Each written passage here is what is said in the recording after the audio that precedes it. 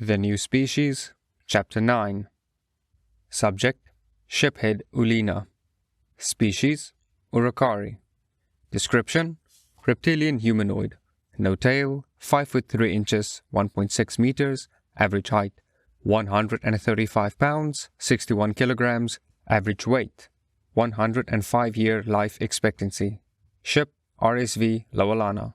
Translation, Fights with Honor. Location, Sol. My crew was settling in nicely on the Thanatos. Even after 3 days, I was still amazed at just how large this vessel is.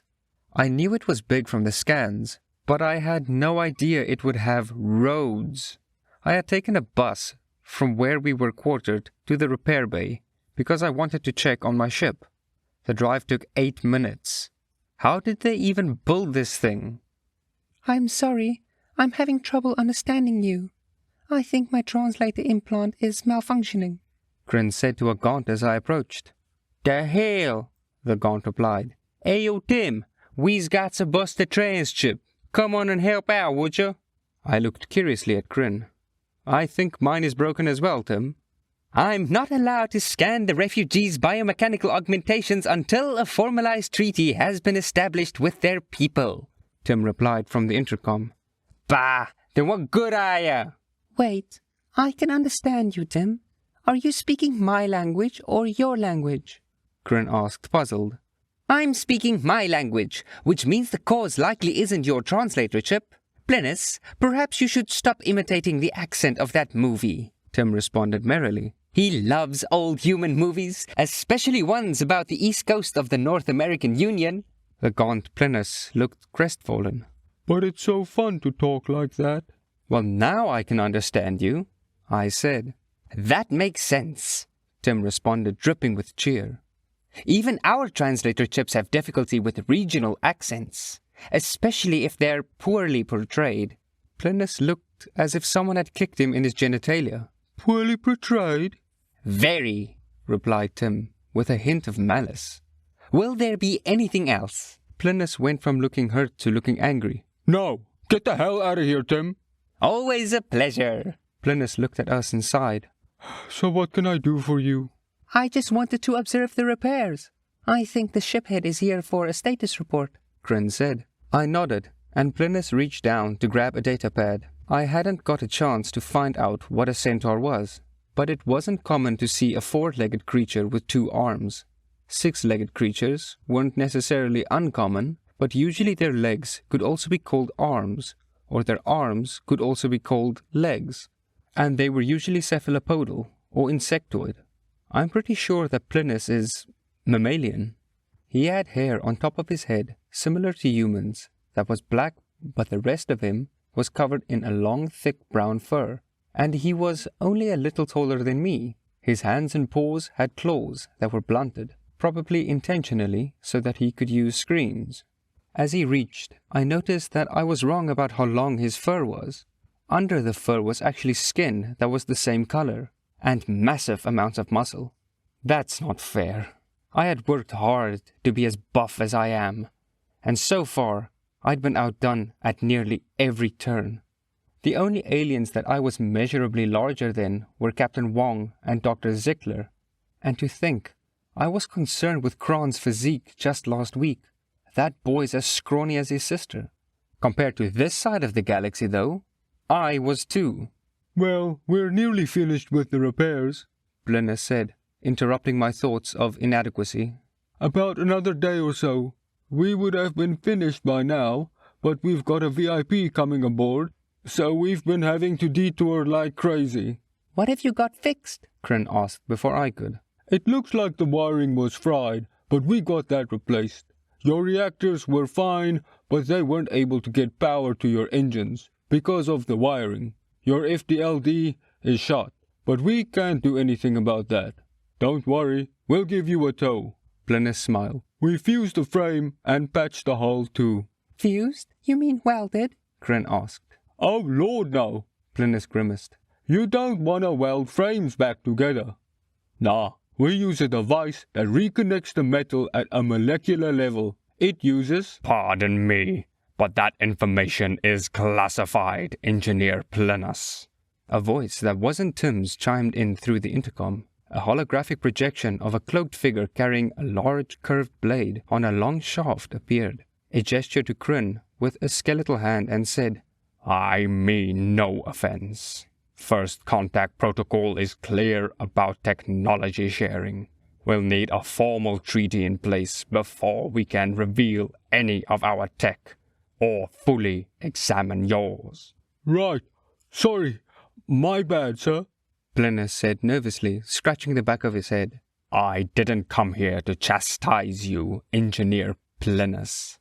I come to inform Shiphead Ulina that his presence is required on the bridge," it said as it turned to look at me. Can I come too? Kryn asked, intrigued by the projection. "Just a moment.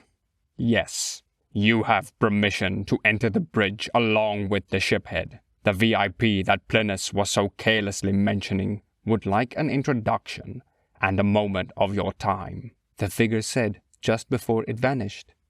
"Is that another AI?" I asked. "Done." I don't know if I'm allowed to answer that. Plinus shrugged. "Yes," Tim chimed in. "I've told you about him. He likes the air of Mr. The intercom cut out. After a few seconds of silence, Kryn and I bid our farewells to the engineer and began our journey to the bridge. It took another 10 minutes by bus to reach the corridor that led to the passage that led to the bridge. By the sun, I'll never get over this fucking ship. As we were walking down the corridor, we were met by 3 humans wearing the same pressure suits that Lieutenant Bebanon and the soldiers had worn when he rescued us. 2 were in the same olive drab color and were around the same height as Simmons and Johnson. The third stood between them and was noticeably shorter. Its armor was black and had the same masculine shape to it. It suddenly occurred to me that I hadn't yet met a female human and had only seen them in passing. "Well, looky here. Looks like we ran into the shiphead, sir. Oh, and Kryn too." A familiar voice came from one of the 2 green giants. Is that you, Lance Corporal Johnson? Kryn asked. She was much better with recognizing people than I am. Probably why she's so good at intel. "Sure is." Johnson puffed up a little.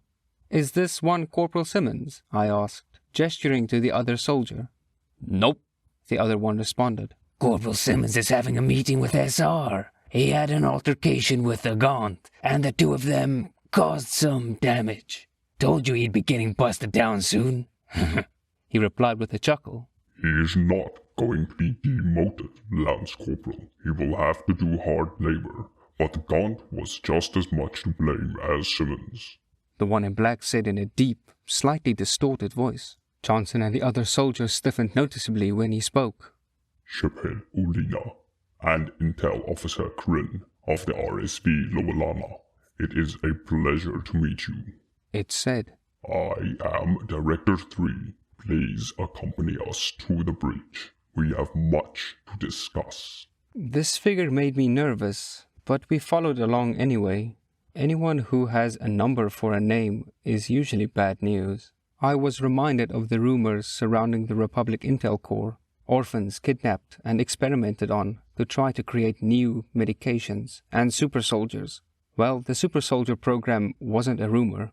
That had caused a massive scandal that had resulted in the summary execution of over 20 officers.